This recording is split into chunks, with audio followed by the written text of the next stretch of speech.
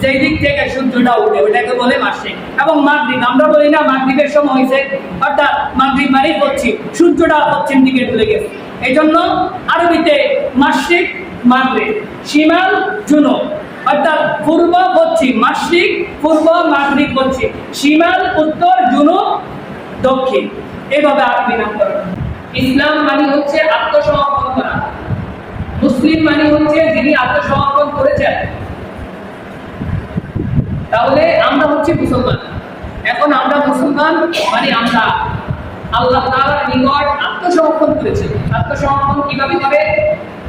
Surrender করে যেভাবে আমরা বলি না যে পুলিশের কাছে, বিভিন্ন বাহিনীর কাছে, লোকের কাছে সারেন্ডার করছে, মানে আমার কোনো কি নাই, এখন আর ক্ষমতা নেই, আমার কোনো ইচ্ছা নাই, স্বাধীনতা নাই, যুক্তি নাই, বুদ্ধি নাই, কোনো কিছুই নাই, আমি আপনার কাছে সারেন্ডার করলাম। আমরা আল্লাহর কাছে সারেন্ডার করেছি, আল্লাহর কাছে আত্মসমর্পণ করেছি, মুসলমান হয়েছি। এবার আল্লাহ পাক রব্বুল আলামিন আমাদেরকে যেইভাবে চলার জন্য, বলার জন্য, করার জন্য আদেশ দিবেন, আমরা সেইভাবে উঠবো, সেইভাবে বুঝবো।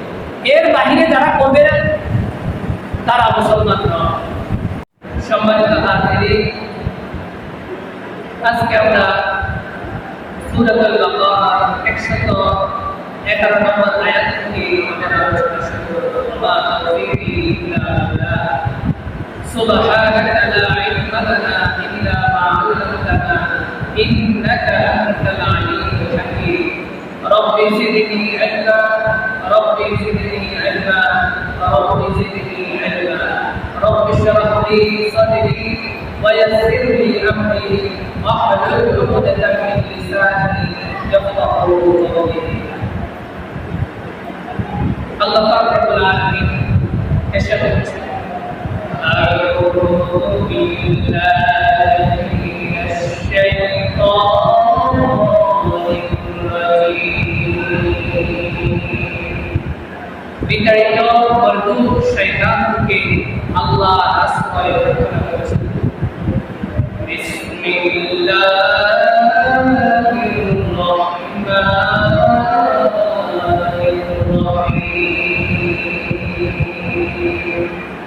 রহমান রহিম আল্লাহর নামে শুরু করছি।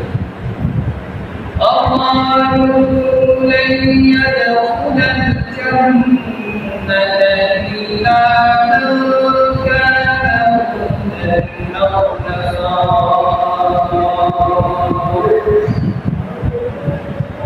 ইহুদি এবং খ্রিস্টানরা অর্থাৎ নাসারারা তারা বলে যে তারা ব্যতীত আর কেউ জান্নাতে যেতে পারবে না।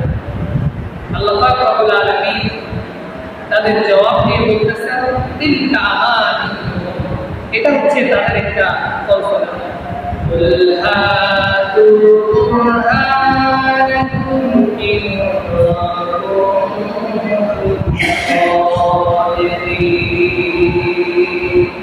আল্লাহ তাআলা তাদেরকে বলতেছেন যে তোমরা কি বলতেছো যে তোমরা ছাড়া আর কেউ জান্নাতে যাইতে পারবে না? যদি তোমরা সত্যবাদী হয়ে থাকো তাহলে তোমরা এর একটা দলিল দেখাও যে তোমরা ছাড়া কেউ বেহেশতে যাবে না। তোমাদের কাছে যদি কোনো এরকম দলিল থাকে, প্রমাণ থাকে, তাহলে তোমরা এটা দেখাও। ইহুদি এবং নাসারারা তারা মনে করে যে তারা ব্যতীত আর কেউ জান্নাতে যাইতে পারবে না, তারাই একমাত্র জান্নাতের হকদার, জান্নাতের দাবিদার, জান্নাতের বাসিন্দা, তারা ছাড়া আর কেউ জান্নাতে যাইতে পারবে না, তারা এটা মনে করে। এই জন্য এটা মনে করে তারা কি করে না, ইসলাম গ্রহণ করে না, মুসলমানদের সাথে একমত হয় না।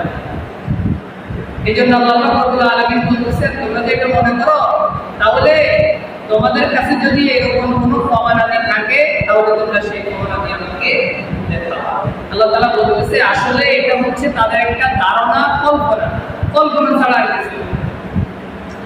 তারপরে 112 নম্বর, বালা মান আসলামা ওয়াজহাহু লিল্লাহি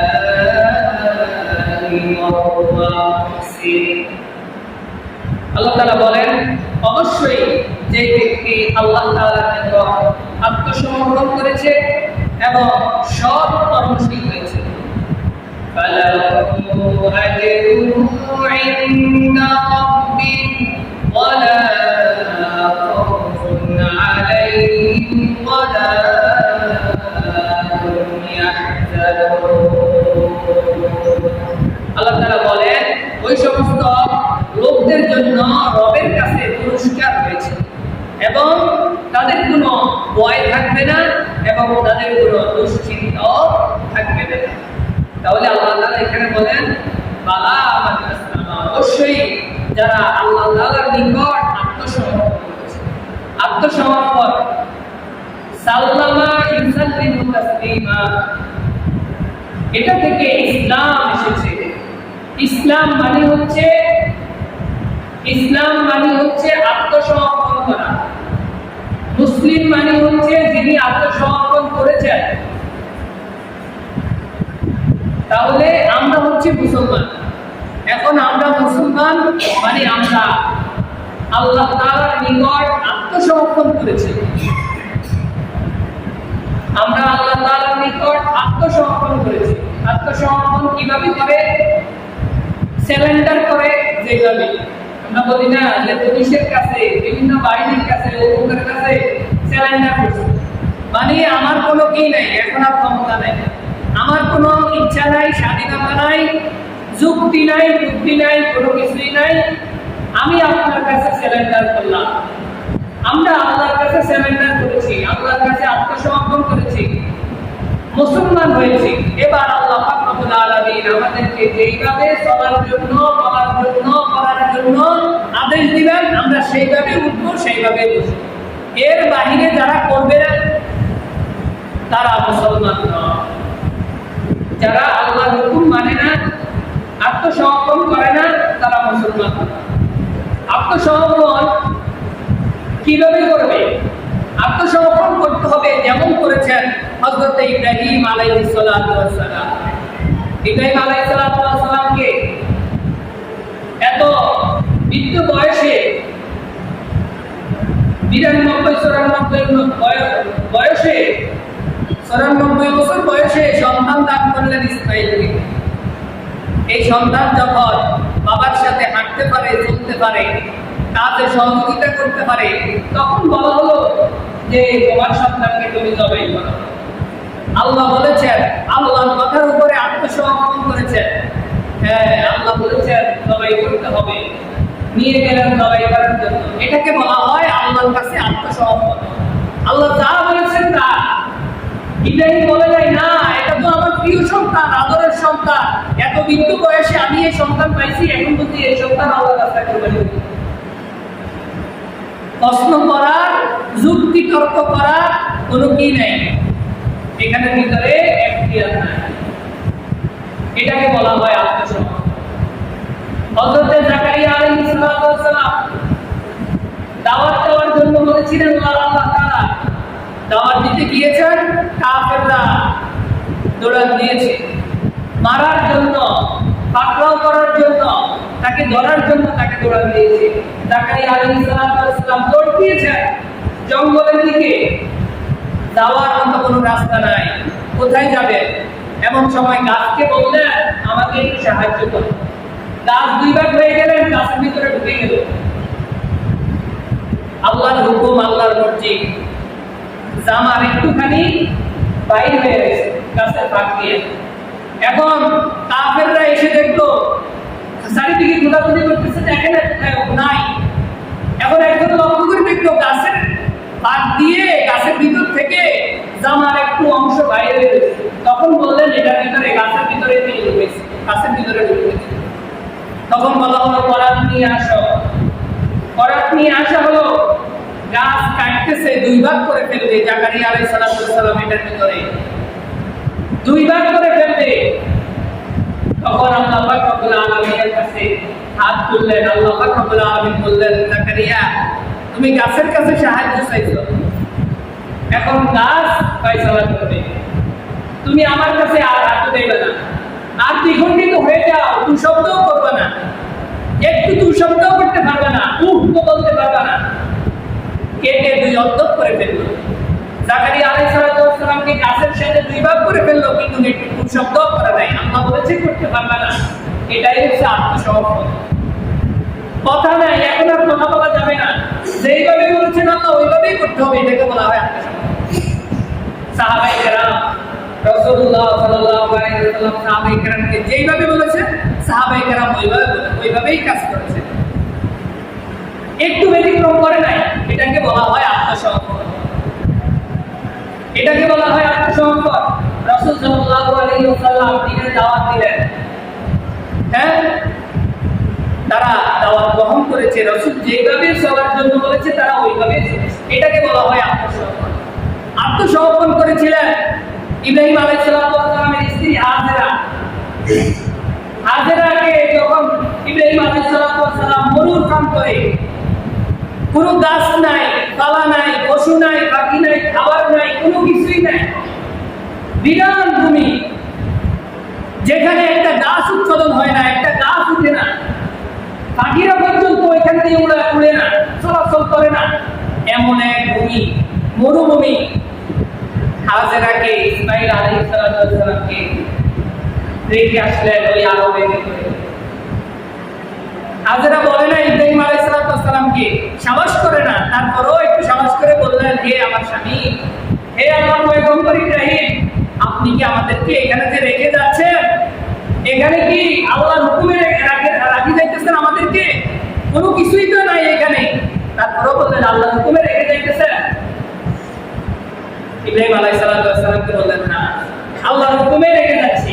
আর কোনো কথা বলে নাই হাজেরা যে আমরা কিভাবে এখানে থাকবো, ঘর নাই, কিছু নাই, খাওয়ার জন্য কোনো কিছুই নাই, চলার জন্য কোনো কিছু নাই, কিভাবে এখানে বসবাস করবো, আর কোনো শব্দ নাই। বলেছেন আল্লাহ এখানে রেখে যাওয়ার জন্য, ব্যাস, এটাকে বলা হয় আত্মসমর্পণ। কোনো কথা নাই, আল্লাহ যেভাবে বলেছেন ওইভাবে, এর উপরে কোনো প্রশ্ন উঠবে না। এটাকে বলা হয় আত্মসমর্পণ করা। এটার নাম হচ্ছে মুসলিম। আমরা বলবো এটাকে বলা হয় মুসলিম। তারপরে আত্মসমর্পণ করেছিলেন হযরতে খাদিজা রাদিয়াল্লাহু তাআলা আনহা। খাদিজা রাদিয়াল্লাহু তাআলা আনহা কেমন আত্মসমর্পণ করেছিলেন? রাসূল সাল্লাল্লাহু আলাইহি ওয়াসাল্লামকে বললেন, খাদিজা, আমি আল্লাহর পক্ষ থেকে নবী হয়েছি, ইসলামে দাওয়াত দিচ্ছি তোমাকে।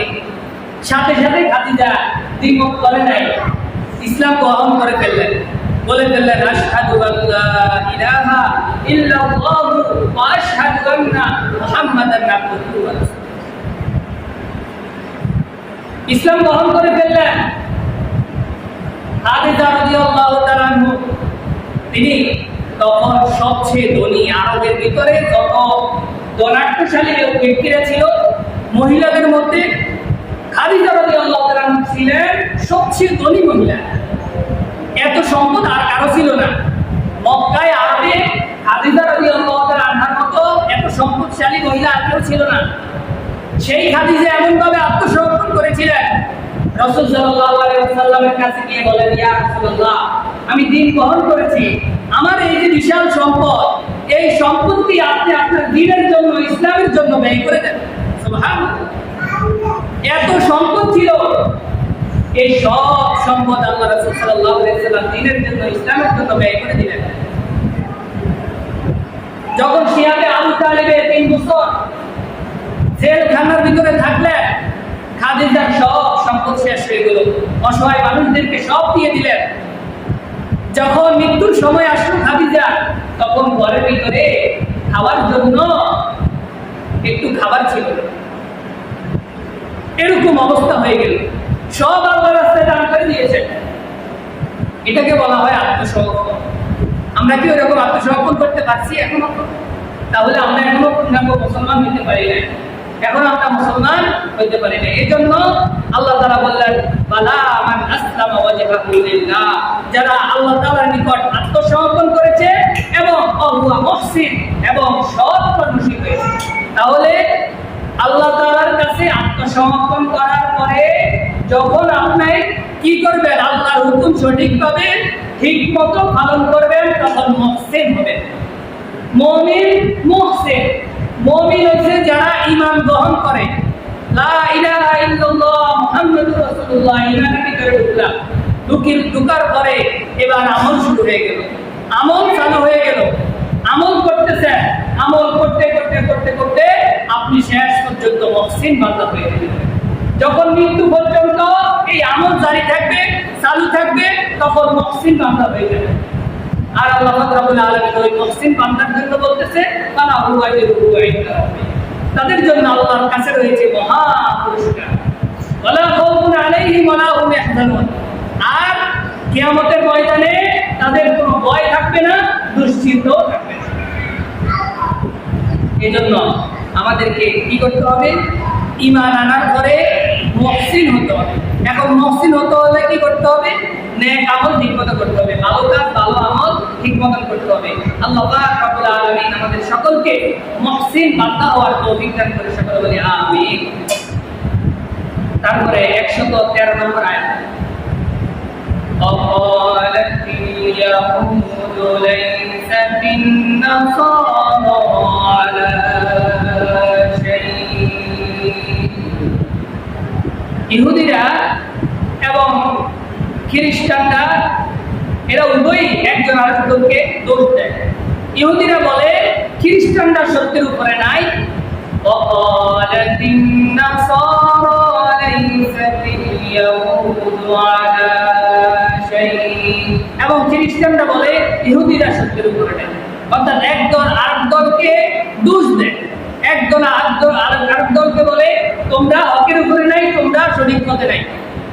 وهم يتلون الكتاب, আল্লাহ তাআলা বলতেছেন অথচ তারা উভয়ই কিতাব পড়ে। ইহুদিদেরকেও আল্লাহ রাব্বুল আলামিন কিতাব দান করেছেন তাওরাত, এবং নাসারা খ্রিস্টানদেরকেও আল্লাহ তাআলা কিতাব দান করেছেন ইনজিল। আল্লাহ বলতেছেন তারা উভয়ই কিন্তু কিতাব পড়ে, কিতাব পড়ো এই কথা বলে। কাযালিকা ক্বালাল্লাযীনা লা ইয়া'লামুনা মিথলা কওলিহিম, আল্লাহ তাআলা বলেন এইভাবেই ওই সমস্ত লোকেরা বলে যাদের জ্ঞান নাই।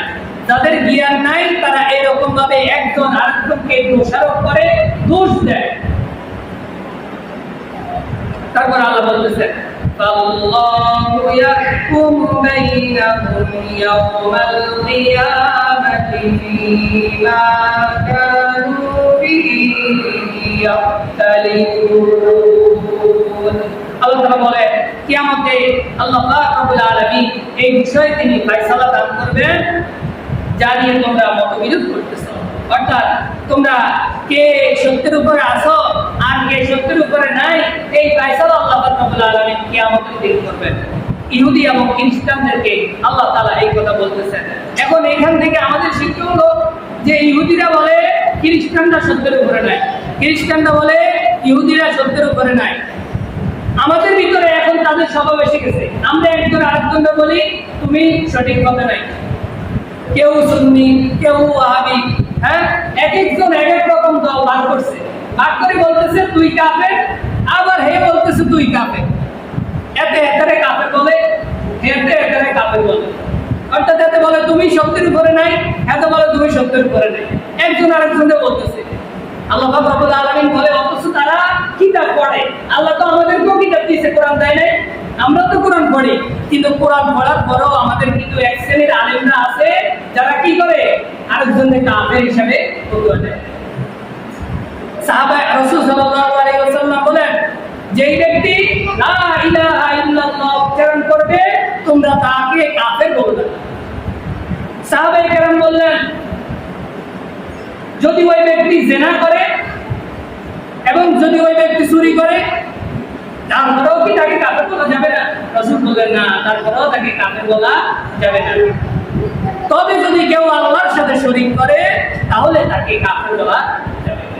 কেউ যদি আল্লাহর সাথে শরীক সাব্যস্ত করে। এই জন্য এই যে ইহুদি খ্রিস্টানরা একে অপরকে দোষারোপ করতো, আজকে আমাদের মুসলমানের ভিতরে আমরা বিভিন্ন দলে ভাগ হই, একজন আরেকজনকে দোষারোপ করি, একজন আরেকজনের বিরুদ্ধে ফতোয়া দেয়।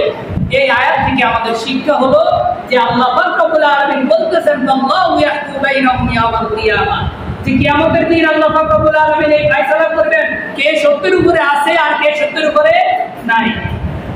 আমার কাজ হলো আমি যেভাবে সত্য বুঝেছি ওইভাবে আমল করা, আমি যেভাবে দিন বুঝেছি ওইভাবে দিনের উপরে আমল করা। কেউ জোরে আমিন বলে, কেউ আস্তে আমিন বলে, কেউ রুকুদানের সময় হাত উঠায়, কেউ উঠায় না, কেউ বসে বসে দুরূদ শরীফ পড়ে, কেউ ঘাড়ে ঘাড়ে দুরূদ শরীফ পড়ে। করতেছে তো এক একজনে এক একভাবে আমল করতেছে, কিন্তু কেউ কাউকে কি করতে পারবে না যে তোমার আমল হয় না, তুমি সঠিক পথে নাই, সত্যের উপরে নাই, এটা বলা যাবে না। এই জন্য আমরা সাবধান হয়ে যাই।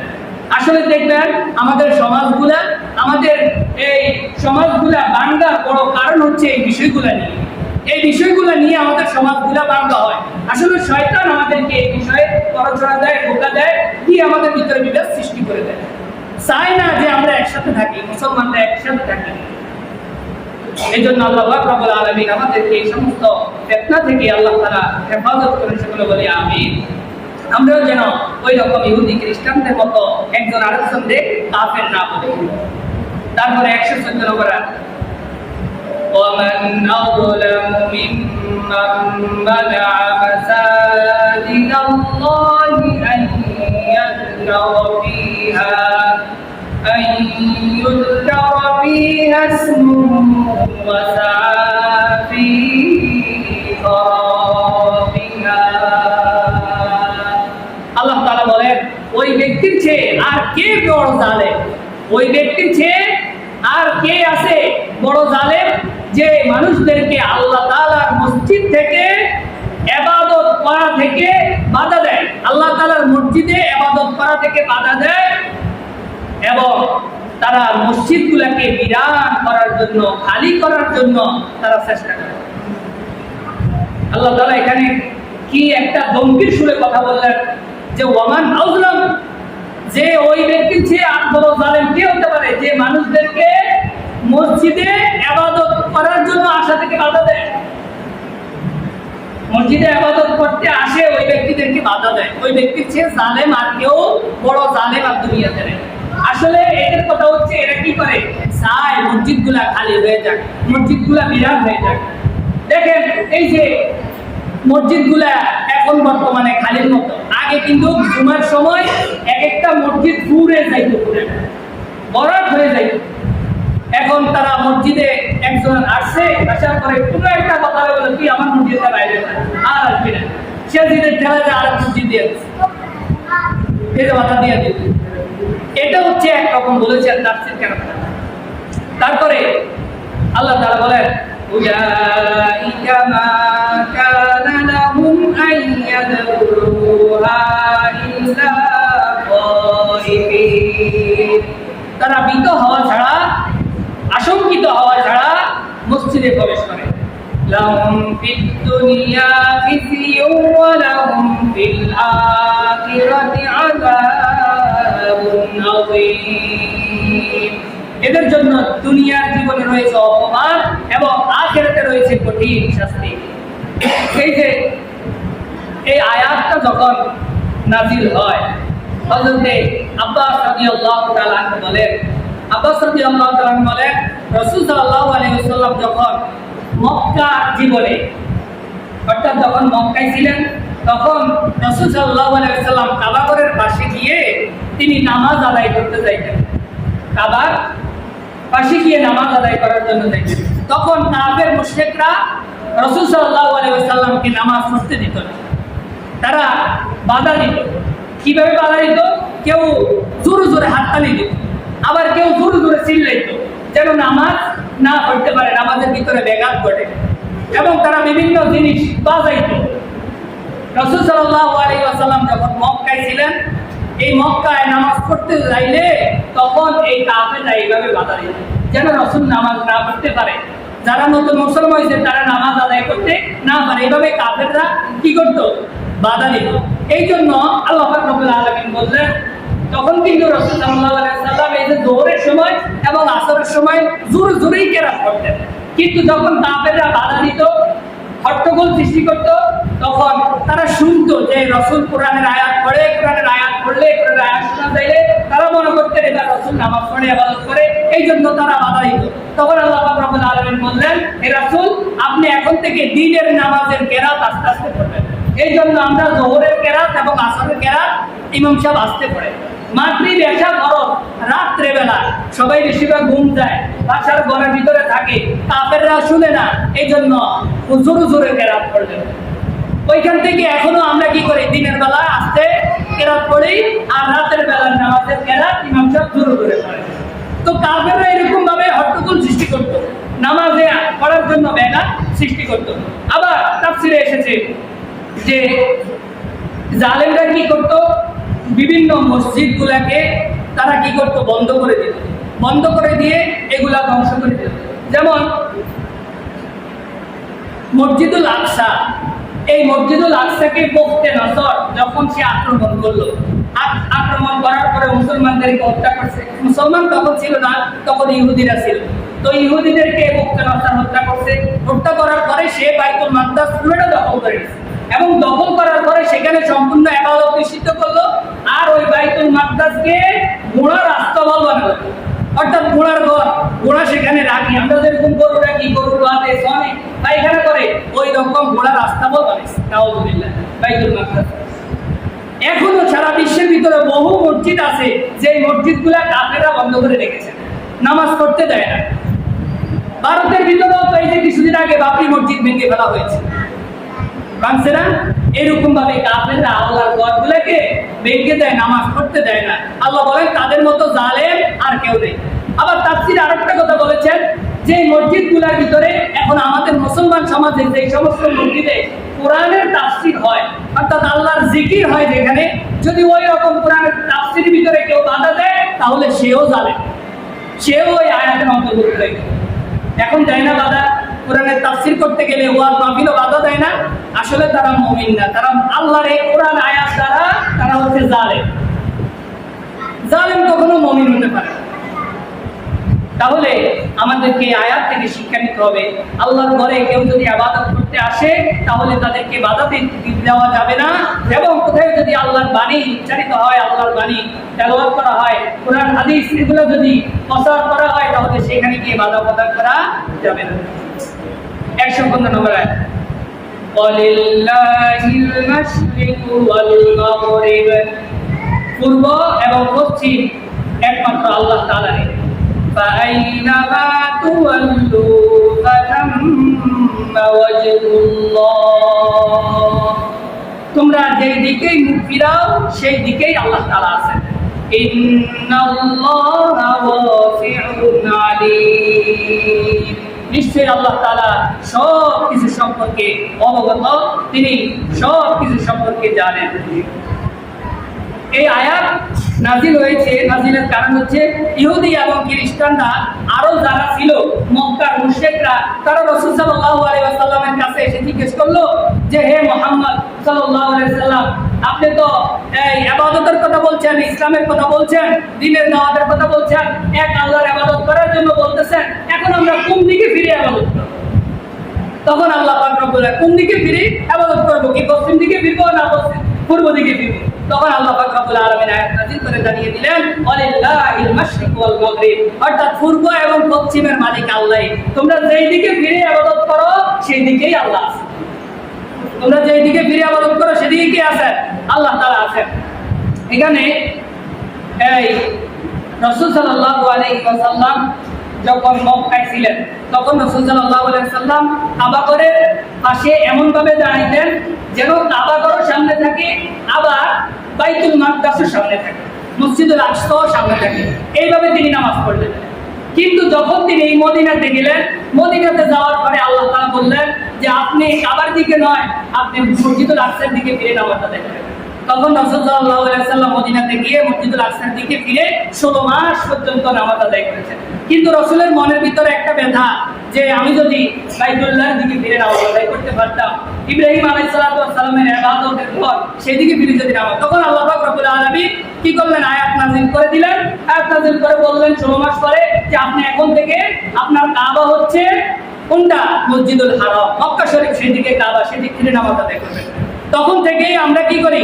এই মসজিদুল হারাম অর্থাৎ কাবা শরীফের দিকে ফিরে নামাজ আদায় করি। পৃথিবীর এই যে সব মানুষ, পৃথিবীর সব মানুষ কিন্তু একদিকে ফিরে নামাজ আদায় করে না। কেউ পূর্ব দিকে ফিরে নামাজ আদায় করে, কেউ পশ্চিম দিকে ফিরে নামাজ আদায় করে, কেউ উত্তর দিকে ফিরে নামাজ আদায় করে, কেউ দক্ষিণ দিকে। ধরেন কাবা শরীফ থেকে যারা পূর্ব দিকে, তারা পশ্চিম দিকে ফিরে নামাজ আদায়। যেমন আমরা কাবা শরীফ থেকে পূর্ব দিকে, আমরা এই জন্য আমাদের কেবলা হচ্ছে পশ্চিমে। আবার যারা কাবা শরীফ থেকে পশ্চিমে, তাদের কেবলা হচ্ছে পূর্ব দিকে, তারা পূর্ব দিকে ফিরে নামাজ আদায় করে।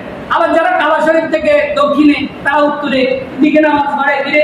আবার যারা উত্তর দিকে, তারা দক্ষিণ দিকে ফিরে নামাজ আদায় করে। এই জন্য আল্লাহ বললেন যে তোমরা যেই দিকেই মুখ ফিরাও না কেন, সব দিকেই আল্লাহ তাআলা আছে। সব দিকে কে আছে? আল্লাহ তাআলা আছেন। এই জন্য পূর্ব এবং পশ্চিমের মালিক আল্লাহ তাআলা। মাশরিক এবং মাগরিব, মাশরিক মানে হচ্ছে পূর্ব, যেই দিক থেকে সূর্যটা ওঠে ওটাকে বলে মাশরিক। এবং মাগরিব আমরা বলি না মাগরিবের সময় হয়েছে, অর্থাৎ মাগরিব মানে পশ্চিম, সূর্যটা পশ্চিম দিকে ঢলে গেছে। এই জন্য আরবিতে মাশরিক মাগরিব, শিমাল জুনুব, অর্থাৎ পূর্ব পশ্চিম, মাশরিক পূর্ব, মাগরিব পশ্চিম, শিমাল উত্তর, জুনুব দক্ষিণ, এইভাবে আরবি নামকরণ। আল্লাহ তাআলা বললেন আলিল্লাহিল মাশরিক ওয়াল মাগরিব, পূর্ব এবং পশ্চিম আল্লাহ তাআলা, তোমরা যেই দিকেই ফিরে নামাজ আদায় করো, আল্লাহ পাক রব্বুল আলামিন সেই দিকেই আছেন। এখন আপনি কোথাও সফরে গেলেন, ধরেন আপনি কোথাও সফরে গেছেন, এখন সফরে যাওয়ার পরে এখন আপনি কিবলা নির্ধারণ করতে পারতেছেন না, আপনার কাছে কম্পাসও নাই, কিভাবে আপনি নামাজের সময় গেছে, এখন কিভাবে নামাজ আদায় করবেন? পূর্ব পশ্চিম আপনি কিছু চিনেন না, এমন জায়গায় গেলেন যেখানে পশ্চিম পূর্ব পশ্চিম কোনো কিছুই জানেন না। তাহলে করণীয় হচ্ছে, যদি আপনার পাশে এরকম কেউ থাকে যে ব্যক্তি পূর্ব পশ্চিম সম্পর্কে, কিবলা সম্পর্কে ধারণা আছে, তাহলে তাকে জিজ্ঞাসা করবেন, জিজ্ঞেস করে বলবেন যে ভাই কোন দিকে পশ্চিম, নামাজের সময় হয়েছে, আমি তো এখন নামাজ আদায় করবো, কোন দিকে পশ্চিম, কিবলা কোন দিকে? যদি সেই ব্যক্তি জানে তাহলে আপনাকে জানিয়ে দিবে। ধরেন আপনি ট্রেনে উঠছেন, ট্রেন অনেক সময় দেওয়া যায় দক্ষিণ দিকে মুখ করে থাকে, তো উত্তর দিকে থাকে, কিন্তু কিবলার দিকে থাকে না, আপনি নামাজ ঠিক মতো করতে পারবেন না। এই জন্য মানুষদেরকে জিজ্ঞাসা করা। কিন্তু যখন দেখবেন জিজ্ঞাসা করলেন মানুষকে, কিন্তু কেউ বলতে পারে না যে কিবলা কোন দিকে, তখন আপনি কি করবেন? তখন আপনি তাহাররিক করবেন। তাহাররিক কি? তাহাররিক হচ্ছে যে আপনি কতক্ষণ চোখ বন্ধ করে চিন্তা করবেন যে কোন দিকে কিবলাটা হতে পারে। আপনার মন যেই দিকে সায় দিবে সেই দিক ফিরে নামাজ আদায় করবেন, তাহলে আপনার নামাজ আদায় হয়ে যাবে। সুবহানাল্লাহ। এই জন্য ইসলাম হচ্ছে সহজ। এর উপরে একটা ঘটনা আছে, এই আমর ইবনে রাবিয়া রাদিয়াল্লাহু তাআলা, তিনি বলেন আমরা একবার রাসূল সাল্লাল্লাহু আলাইহি ওয়াসাল্লামের সাথে একটা সফরে ছিলাম, রাত্রবেলা আমরা অন্ধকার, এমন অন্ধকার, ওই রাত্র ছিল অন্ধকার ছিল এবং আবহাওয়া বেশি ভালো ছিল না, তুফান অবস্থা ছিল। তো আমরা সকলে তাঁবুর ভিতরে অবস্থান করলাম, এখন আমরা জানি না কিবলা কোন দিকে, তখন আমরা সকলে তাহাররিক করে নামাজ আদায় করলাম। আমরা যখন সকালবেলা সূর্য উঠলো তখন দেখলাম যে কারো কারো কিবলা পশ্চিম দিকে হয়েছে, আবার কারো কারো কিবলা পশ্চিম দিকে হয় নাই, অন্য দিকে হয়েছে। তখন আমরা রাসূল সাল্লাল্লাহু আলাইহি ওয়াসাল্লামকে জিজ্ঞাসা করলাম, ইয়া রাসূলুল্লাহ, আমাদের কারো কারো তো কিবলা ঠিক হয়েছে, ঠিকমতো নামাজ পড়েছি, আবার কেউ তো পড়ে নাই। তখন রাসূল সাল্লাল্লাহু আলাইহি ওয়াসাল্লাম বললেন, আইনামা ওয়াল্লু ফাতাম্মা ওয়াজহুল্লাহ, তোমরা যেই দিকে ফিরে নামাজ আদায় করো না কেন সেই দিকেই আল্লাহ তাআলা আছেন, তোমাদের নামাজ হয়ে যাবে। এই জন্য তাহাররিক করতে হবে। তাহলে আমরা একটা জিনিসটা আজকে আবার শিখলাম নতুন, এরকম দেখা গেলে এরকম তাহাররিক করবে। আল্লাহ পাক রব্বুল আলামিন আমাদেরকে ইসলামের নিয়মগুলা সঠিকভাবে জেনে ইসলামের উপরে সঠিকভাবে আমল করার তৌফিক দান করেন। সকলে বলে আমিন।